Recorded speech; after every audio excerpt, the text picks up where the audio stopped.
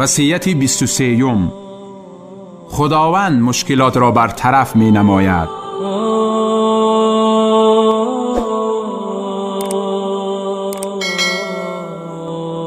از عبدالله پسر ابو عوف رضی الله تعالی عنه روایت است که پیغمبر صلی الله علیه و سلم فرمود: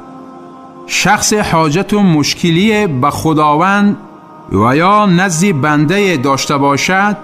پس طهارت کامل نماید و 2 رکعت نماز بگزارد، سپس خدا را حمد گوید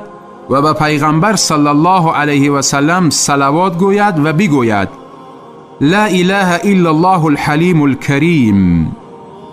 نیست معبود برحق مگر خدای حلیم و کریم، سبحان الله رب العرش العظیم، پاک است پروردگار عرش بزرگ، الحمد لله رب العالمین، ستایش پروردگار عالمیان را، اسألک موجبات رحمتک، سببهای سزاوار شدن رحمتت را می پرسم، و عزائم مغفرتک،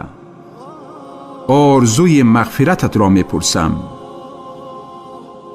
والغنیمت من کل بر، از تمام نیکی غنیمت را می پرسم، والسلامت من کل اثم، سلامتی را از گناه می پرسم،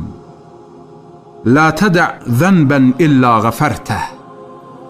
تمام گناه را ببخش، ولا هما الا فرجته، تمام غم را دور نما، ولا حاجة هي لك الرضا الا قضيت یا ارحم الراحمین، تمام حاجتی را که رضای تو در آن باشد روا بگردان، ای با رحم ترین رحم کنندگان. سپس حاجت دنیا و آخرتش را بپرسد، خداوند روا می‌گرداند. روایت ترمذی و ابن ماجه.